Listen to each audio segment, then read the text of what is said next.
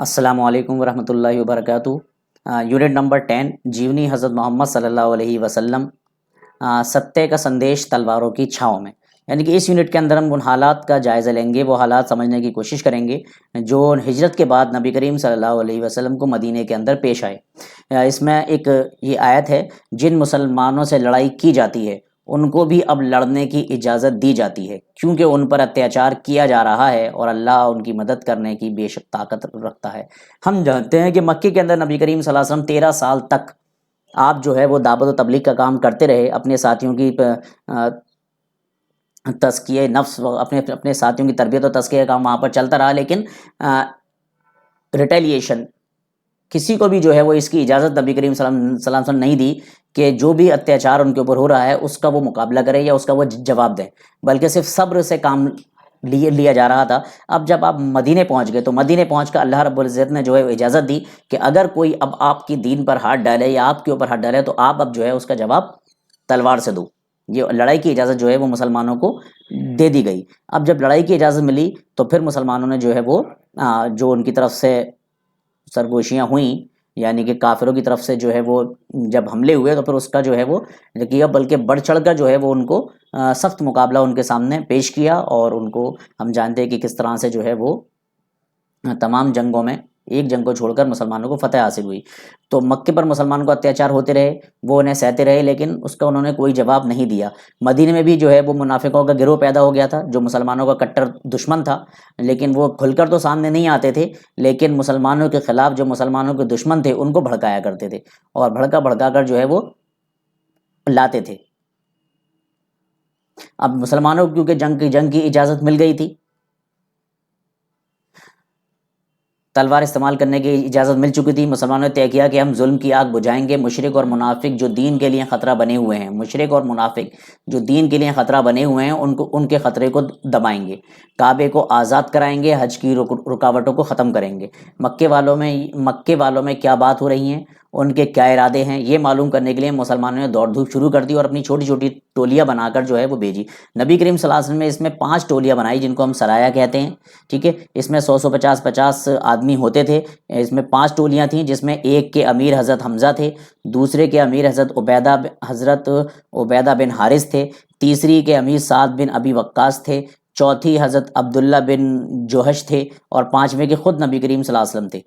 یعنی کہ یہ 5 ٹولیاں نبی کریم صلی اللہ علیہ وسلم نے بنائی تھی، جس میں صحابہ کرام شریک ہوتے تھے، اور یہ مدینے کے آس پاس نکل کر مدینے کے آس پاس علاقوں میں مکے والوں کی جو سازشیں تھیں، کیا مکے میں بات ہو رہی ہے، ان کے جو قافلے ہیں ان کی خبر لیا کرتے تھے کہ کیا چل رہا ہے۔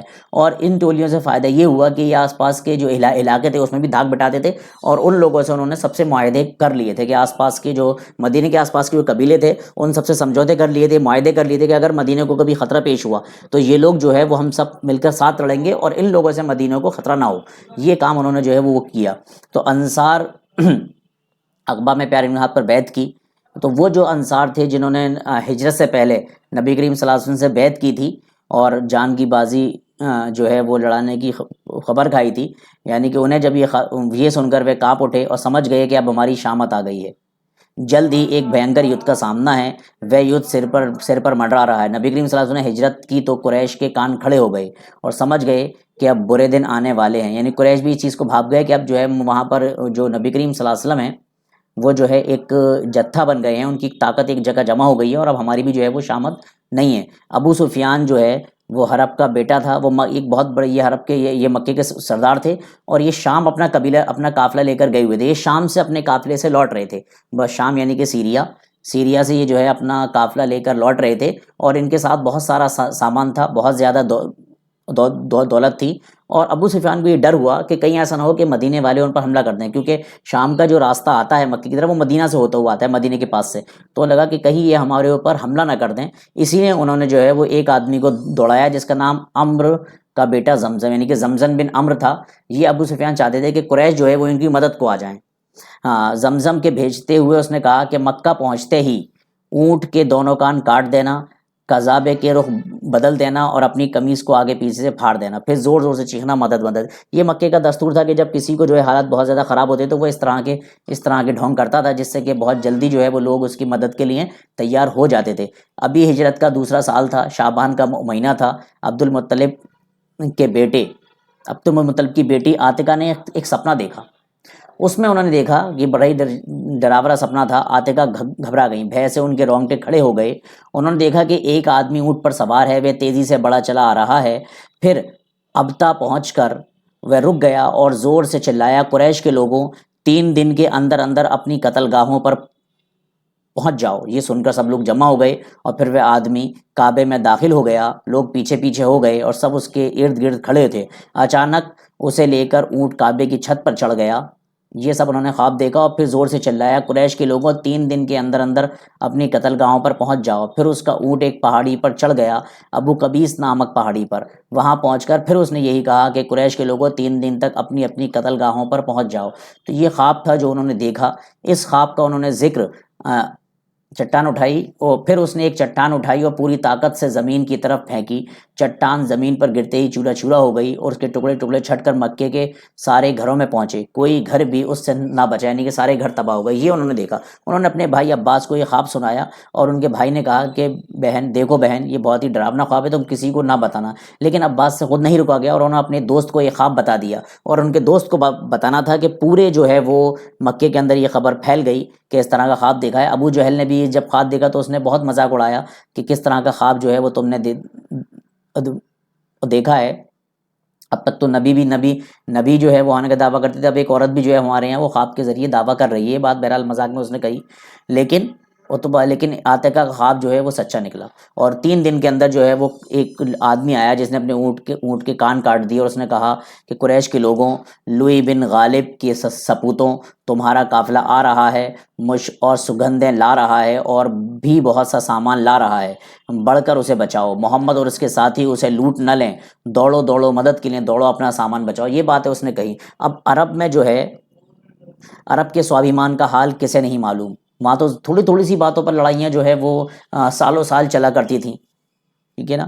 ہم نے 2 لڑائی بہت اس میں مشہور ہوئیں، اور قبیلے جو ہے وہ پوری ایک ہی لڑائی میں ختم ہو جاتے تھے۔ تو اب جب یہ پتہ چلا کہ ایسا ہے تو پھر انہوں نے جو ہے وہ قریش کے خلاف نبی کریم صلی اللہ علیہ وسلم لڑنے کا ارادہ کیا اور اپنے بہت سارے لوگ جمع کیے، اور وہاں سے جو ہے وہ مدینے سے نکلے۔ تو رجب 2 ہجری کی بات ہے، پیارے نبی صلی اللہ علیہ وسلم نے 12 آدمیوں کو نخلا کی گھاٹی میں بھیجا تاکہ وہاں ٹھہر کر قریش کے جو وہ ہیں ارادے ہیں اس کا پتہ لگائیں۔ اتفاق سے قریش کا ایک چھوٹا سا قافلہ وہاں سے گزرا، ان لوگوں نے اسے لوٹ لیا اور ایک آدمی کو قتل کر دو، 2 کو بندی بنا لیا۔ ایک قتل کر دیا، 2 کو بندی بنا لیا۔ قتل ہونے والا آدمی عامر بن حضرمی تھا، عامر بن حضرمی کا بھائی۔ پیارے نبی صلی اللہ علیہ وسلم کو یہ معلوم ہوا تو خود بہت ناراض ہوئے، فرمایا میں نے تمہیں اس لیے تو نہیں بھیجا تھا، یعنی کہ نبی کریم صلی اللہ علیہ وسلم نے صرف اس لیے بھیجا تھا کہ وہ پتہ لگائیں کہ کیا قریش کے کیا وہ ہے وہ کیا ارادے ہیں، لیکن انہوں نے جو ہے وہ قتل کر دیا عامر بن حضرمی کو۔ تو ادھر قریش کو معلوم ہوا تو وہ غصے سے پاگل ہو گئے، انتقام کی آگ دلوں میں بھڑک اٹھی۔ اب وہ یدھ کے لیے تتپر اور دن رات کی فکر میں رہتے۔ زمزم کی پکار نے زخم پر نمک کا کام کیا، یعنی کہ پہلے تو یہ ہوا کہ انہوں نے ایک قتل کی انہیں خبر ملی، اور پھر زمزم نے کہا کہ آپ کا پورا قافلہ جو ہے خطرے میں ہے، اس کو بچاؤ۔ تو یہ لوگ بہت زیادہ غصے میں آ گئے اور نبی کریم صلی اللہ علیہ وسلم ٹکر لینے کے لیے ایک دوسرے کو ابھارنے لگے اور اپنے سپاہیوں کو تیار کرنے لگے۔ بہادر سپاہیوں کو تیار کیا، گھوڑے جمع کیے، بہت سارے سامان تیار کیا، اور جو ہے وہ قریش پہ سارے سردار اس مہم میں شریک ہوئے، صرف ابو لہب کے علاوہ۔ ابو لہب جو ہے وہ خود نہ گیا، بلکہ اس نے اپنی جگہ ایک دوسرے آدمی کو کچھ پیسوں کے 4000 درہم کے عوض میں دے کر دوسرے آدمی کو اپنی جگہ بھیج دیا۔ تو اس طرح سے جو ہے ان لوگوں نے نبی کریم صلی اللہ علیہ وسلم لڑنے کی خوب تیاری کی۔ قریش 950 آدمیوں کے ساتھ نکلے، ساتھ میں 100 گھوڑے، 700 اونٹ بھی تھے۔ پیدل فوج لوہے میں ڈوبی ہوئی تھی، یعنی کہ سب کے پاس کوچ تھے، اس کے علاوہ 100 کوچ تھے، ساتھ میں گانے والی عورتیں بھی تھیں۔ بس کے تمہیں پارے کی شام میں اسسٹ کعبے پڑتیں اور اس طرح سپاہیوں کے غصے کو آگ اور بھڑکاتیں۔ دشمنوں کو یہ لشکر اکڑتا ہوا چلا۔ پیارے نبی صلی اللہ علیہ وسلم ان کا ان کا ارادہ یہ تھا کہ ہم اس کے بعد جو ہے وہ نبی کریم صلی اللہ علیہ وسلم اور آپ کے ساتھیوں کو کچل دیں گے اور پھر اسلام کا نام لیوا کوئی نہ ہوگا۔ ادھر ابو سفیان قافلے کو لے کر آگے بڑھا، بڑھتے بڑھتے حجاز کے قریب پہنچ گیا، تو اسے ڈر لگا کہ کہیں جو ہے مسلمان اس کو پکڑ نہ لیں، تو اس نے زمزم کا انتظار کرنے لگا۔ اس کا وچار تھا کہ زمزم آ رہا ہوگا اور ساتھ میں قریش کی مدد اپنے ساتھ لا رہا ہوگا، لیکن کوئی نہ آیا کیونکہ وہ لوگ سب جنگ کی تیاری کر رہے تھے۔ اب اس ابو سفیان نے کیا کیا کہ جل سروت پر پہنچا۔ جب وہ رات آئی جس میں اسے بدر نامک جل سروت پر پہنچنا تھا، تو اونٹ تیزی سے پانی کی طرف بڑھنے لگے، اونٹ خود ہی تیزی سے پانی کی طرف بڑھنے لگے، حالانکہ پانی کی انہیں کوئی ضرورت نہ تھی، یہ بھی ایک دن پہلے خوب پانی پی چکے تھے۔ قافلے والوں نے یہ ماجرا دیکھا تو گھبرا گئے اور بے چین ہو گئے، تو ابو سفیان نے کیا کیا، قافلے کا رخ بدل دیا۔ اس کو ڈر تھا کہ مسلمان طاق میں ہوں گے اور کہیں ہم پر حملہ نہ کر دیں، لوٹ نہ لیں، تو وہ تیزی سے یعنی کہ اب اس نے دوسرا راستہ پکڑا، بدر سے ہٹ کر وہ سمندر کے تٹ پر چلنے لگا۔ بدر اب بائی اور تھا اور ابو سفیان تیزی سے مکے کی طرف بڑھ رہا تھا۔ ابو سفیان جو ہے وہ تیزی سے مکے کی طرف بڑھنے لگا۔ قریش مکے سے روانہ ہو گئے، قریش بھی ادھر مکے سے روانہ ہوئے۔ اب جب قریش میں یہ پھر خبر پہنچی کہ ہمارا قافلہ جو ہے وہ بچ کے نکل گیا ہے، تو ادھر وہ کھاتے پیتے عیش مناتے اگلے چلے جائے تھے۔ مکے میں ایک آدمی کے پاس پہنچا، اس نے کہا بھائیوں اب مکہ لوٹ چلو، قافلہ بالکل سرکشت لوٹ آیا، محمد اور ان کے ساتھیوں کے ہاتھ نہیں لگا، بھلائی اسی میں ہے کہ لوٹ جاؤ، مدینہ والوں کی ٹکر مت لو۔ قریشی بھائیوں اب آگے نہ بڑھو۔ اس نے بہت ان سے اجازت چاہی، بہت ان کی التجائیں کی، لیکن زیادہ تر لوگ صاف انکار کر دیا، یعنی کہ زیادہ تر لوگوں نے وہ صاف انکار کر دیا کہ ہم لوٹیں گے نہیں۔ بنی ہاشم قبیلوں کی سمجھ میں یہ باتیں آ گئیں، انہوں نے واپس لوٹنا چاہا، مگر ابو جہل بگڑ گیا۔ اس نے کہا نہیں، خدا کی قسم ہم ہرگز نہیں لوٹیں گے، ہم تو بدر تک جائیں گے۔ بدر ایک گاؤں ہے جہاں اگیان کال میں ہر سال میلہ لگتا تھا، مدینہ سے لگ بھگ 80 میل کی دوری پر ہے۔ وہ آدمی ابو سفیان کے پاس مکہ لوٹ آیا اور اس نے کہا کہ جو ہے میں نے کوشش کی ان لوگوں کو لوٹانے کی، لیکن وہ لوگ نہیں آئے۔ تو ابو سفیان نے کہا، ابو سفیان کو بہت افسوس ہوا اور انہوں نے کہا، خود بخود اس کے منہ سے یہ شبد نکلے، ہائے میری قوم۔ اب ابو جہل کیا دھرا ہے، وہ لوٹنے پر تیار نہ ہوا کیونکہ وہ آج لوگوں کا سردار بنا ہوا ہے، اس نے لوگوں کے ساتھ زیادتی کی ہے، یعنی کہ ابو سفیان کو خطرہ تھا کہ جو ہے وہ محمد سے لڑنا اچھا نہیں ہے، تو انہوں نے کہا کہ ابو سفیان نے لوگوں کے ساتھ اچھا نہیں کیا۔ ابو سفیان اپنی لوٹ کر مکہ آ رہا ہے، ادھر مکہ قریش کے مدینے پر۔ ادھر پیارے نبی صلی اللہ علیہ وسلم کو یہ بات پتہ لگی کہ ابو سفیان جو ہے وہ تجارتی قافلے کے ساتھ شام سے لوٹ کر مکہ جا رہا ہے اور دوسری طرف مکے سے قریش مدینے پر چڑھائی کے لیے نکلے ہیں۔ تو نبی کریم صلی اللہ علیہ وسلم نے سب سے مشورہ کیا، کیونکہ مہاجر تو جو ہے وہ اس طرح کے حالات جھیلتے آ رہے تھے، لیکن جو انصار تھے وہ ابھی نا تجربے کار تھے، انہیں اس طرح کی لڑائی کا جو ہے وہ علم نہیں تھا۔ مشرکوں اور منافقوں سے ہر طرح، اور پھر مدینے پہ بھی مشرکوں اور منافقوں کا خطرہ تھا۔ تو نبی کریم صلی اللہ علیہ وسلم نے ایک مشورہ کیا اور سب کو بٹھایا، سب سے جو ہے وہ رائے مشورہ کی، اور رائے مشورے میں فیصلہ کیا کہ اس کے بعد جو طاقت ہے اسے ہم مدینے سے نکل کر باہر نکل کر جو ہے وہ جو ہے لڑیں گے۔ تو یہ طے کرنے کے بعد آپ سب نے سوچنے کے بعد آپ نے سب کو جمع کیا، اس سب کے سامنے استھتی رکھی کہ قافلہ جو ہے وہ ہم سے نکل چکا ہے اور مدینے سے قریش جو ہے وہ ہم سے لڑنے کے لیے آ رہے ہیں، اس پر آپ لوگوں کی کیا رائے ہے؟ ساری چیزیں ان کے سامنے رکھ کر نبی کریم صلی اللہ علیہ وسلم نے یہ بات دوبارہ جب ان سے کہی، تو اس میں سے ابو بکر صدیق کھڑے ہوئے اور انہوں نے کہا کہ بہادرانہ تقریر کی۔ حضرت عمر رضی اللہ عنہ نے بہادرانہ تقریر کی، ہم آپ کے ساتھ لڑنے کو تیار ہیں۔ اور پھر حضرت عمر کے بیٹے مقداد کھڑے ہو کر انہوں نے کہا کہ اللہ کے رسول جدھر رب کا حکم ہے اسی طرف چلیے، ہم آپ کے ساتھ ہیں۔ بنی اسرائیل نے تو اپنے نبی سے کہا تھا کہ آپ اور آپ کا خدا جائیں اور جنگ کریں، ہم تو یہاں بیٹھے ہیں، لیکن ہم ایسا کہنے والے نہیں ہیں، ہم آپ کے ساتھ لڑیں گے۔ نبی کریم صلی اللہ علیہ وسلم نے جو ہے اس بات کو پھر دوبارہ دہرائی۔ آپ صلی اللہ علیہ وسلم نے ان کی بھاشن سنے، بہت خوش ہوئے اور اپنے حضرت مقداد کی تعریف کی اور ان کو دعا دی، مگر آپ سمجھ گئے کہ آپ نے پھر دوبارہ یہ دہرایا کہ آپ لوگوں کی کیا رائے ہے۔ تو یعنی کہ جو انصار تھے وہ سمجھ گئے کہ یہ بات جو ہے وہ اب ہم سے ہے۔ تو حضرت سعد بن معاذ جو مدینے کے پرسٹیج لوگوں میں سے تھے، وہ اٹھے اور کہا شاید اشارہ ہماری طرف ہے، اور پھر انہوں نے کہا کہ میں اس سمے سارے انصار کی اور سے بول رہا ہوں، اللہ کے رسول ہم آپ پر ایمان لائے ہیں، ہم نے آپ کو سچا سمجھا ہے، ہم نے گواہی دی ہے، آپ کی باتیں حق ہیں، ہم آپ کی فرمانبرداری کا وچن دے چکے ہیں۔ اللہ کے نبی اب آپ جس کام کا ارادہ کیا ہے بے جھجک اس قدم قدم بڑھے، خدا کی قسم اگر آپ ہمیں لے کر سمندر میں بھی کود پڑیں تو بھی ہم خوشی سے تیار ہیں۔ یہ تقریر انہوں نے کی، اس پر نبی کریم صلی اللہ علیہ وسلم بہت خوش ہوئے اور آپ نے جو ہے وہ ان کی بڑھ کر تعریف کی اور ان کی حوصلہ افزائی کی۔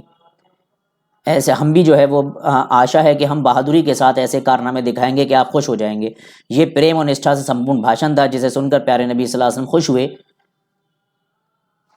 اب حضرت سعد کے بھاشن کے بعد اللہ نبی کریم صلی اللہ علیہ وسلم نے فرمایا اللہ کا نام لے کر چل پڑو، اس کی ہم رحمت تمہارے ساتھ ہیں، اس نے مجھے بڑے گروہ کا وعدہ کیا، یعنی کہ اللہ نے وعدہ کیا تھا کہ بڑا گروہ تمہارے ہاتھ آئے گا، کیونکہ اگر وہ نکل چکا ہے قافلہ تو جنگ جو ہے وہ ہماری انشاءاللہ جیت ہوگی۔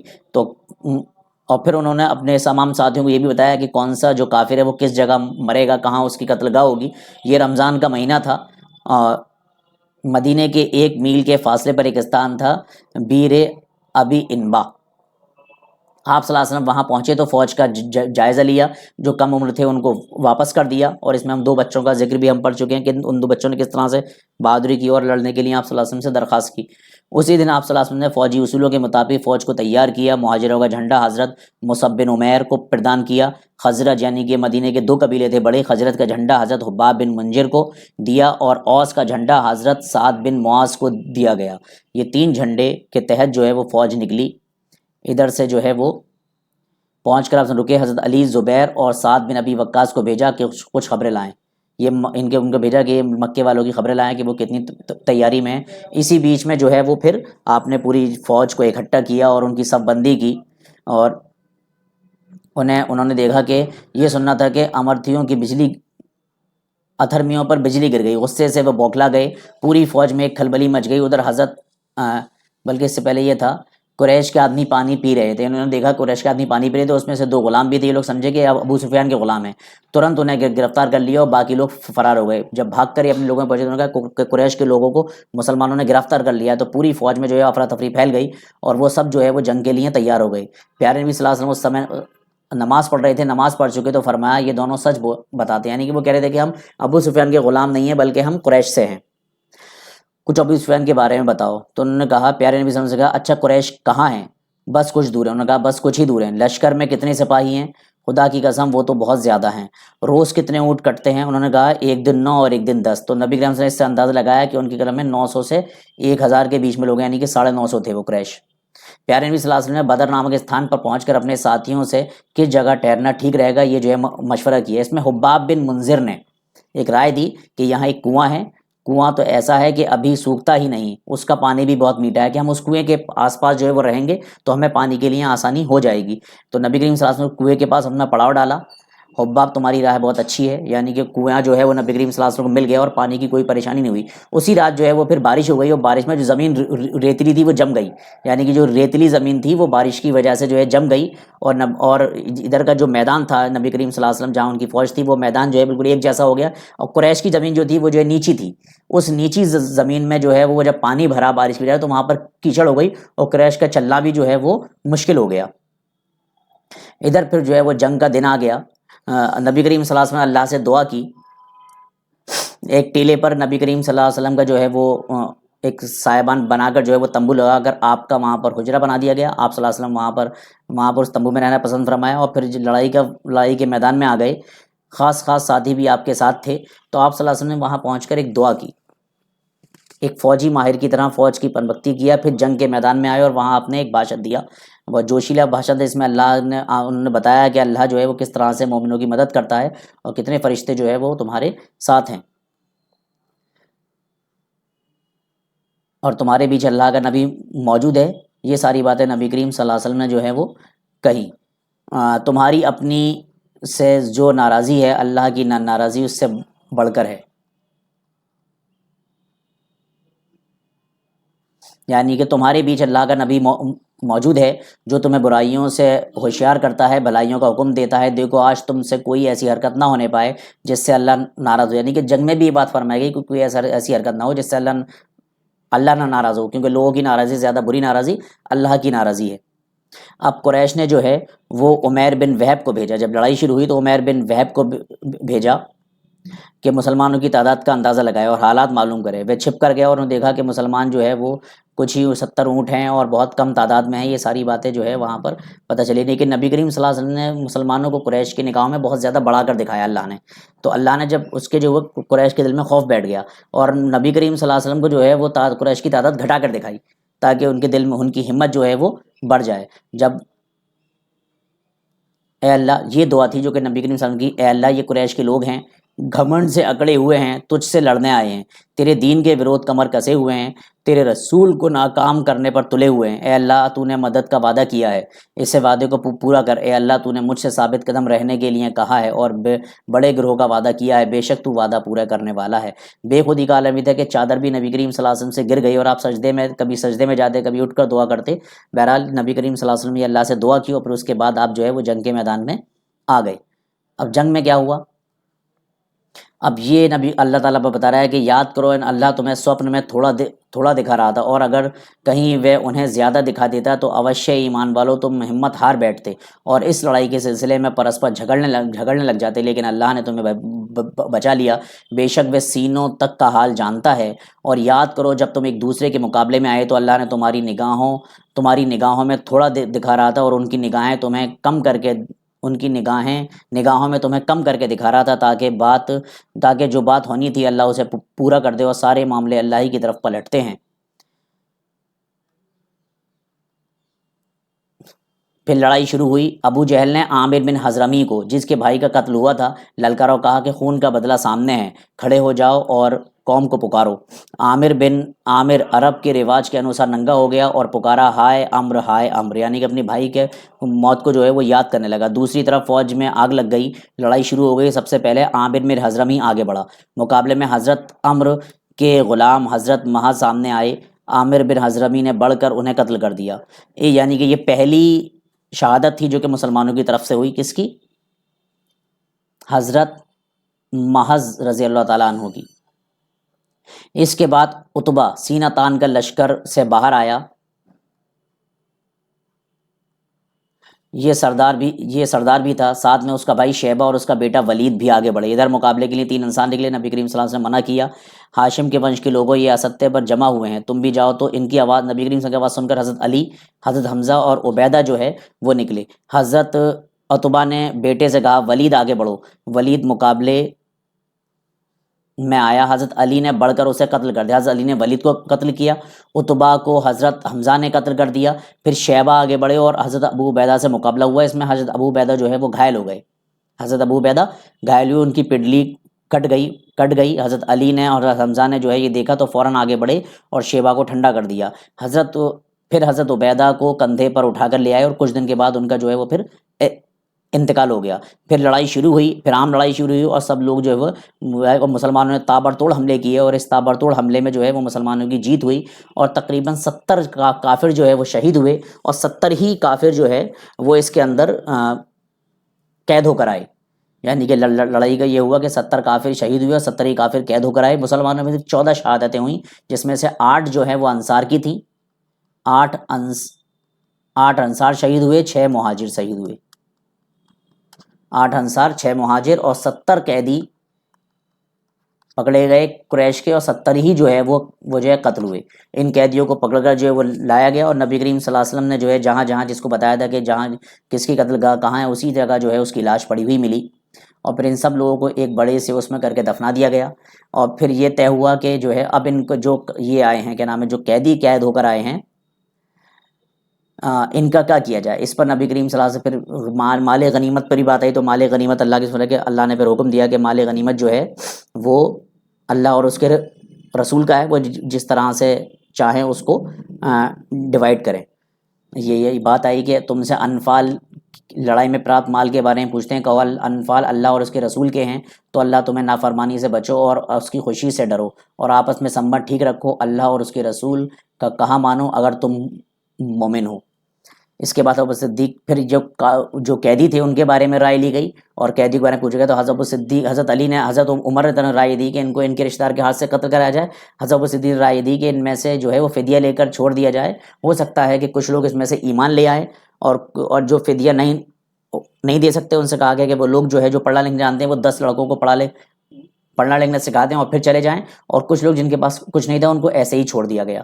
تو اس طرح سے جو ہے وہ یہ لڑائی جو ہے وہ اپنے خاتمے پر پہنچی، اس میں مسلمانوں کو جو ہے وہ فتح حاصل ہوئی۔ تو یہ وہ واقعہ ہے پورا جس میں ہم نے دیکھا کہ نبی کریم صلی اللہ علیہ وسلم مکے میں آنے کے بعد جو پہلی لڑائی ہے یعنی کہ جنگ بدر، وہ اس پہ حالات کس طرح سے پیش آئے اور کس طرح سے نبی کریم صلی اللہ علیہ وسلم نے اپنے ساتھیوں کے ساتھ مل کر ان حالات کا سامنا کیا۔ تو ایمان کے ساتھ جو ہے اگر ہم حالات میں اگر ثابت قدم رہیں گے تو اللہ جو ہے وہ ہماری ضرور مدد کرے گا، کیونکہ اللہ کی مدد جو ہے وہ ایمان کے ساتھ ثابت قدمی پر ہے۔ اگر ایمان کے ساتھ اگر ثابت قدمی پر مسلمان اگر جمع رہیں تو اللہ تعالیٰ جو ہے وہ ان کے حالات انشاءاللہ ضرور بدلے گا اور ان کی مدد کے لیے آئے گا، جس طریقے سے نبی کریم صلی اللہ علیہ وسلم کی مدد جو ہے وہ ان حالات میں اللہ رب العزت نے کی۔ اس وقت بھی ہندوستان اور اس کے آس پاس کے حالات جو ہے وہ اسی طرح کے ہیں، تو ہمیں بھی جو ہے وہ ثابت قدم رہنا چاہیے۔ اللہ تعالیٰ سے دعا ہے کہ اس سبق سے ہمیں جو باتیں سیکھنے کو ملی ہیں اس پر ہمیں عمل کرنے کی توفیق عطا فرمائے۔ وآخر الدعوانا ان الحمد للہ رب العالمین۔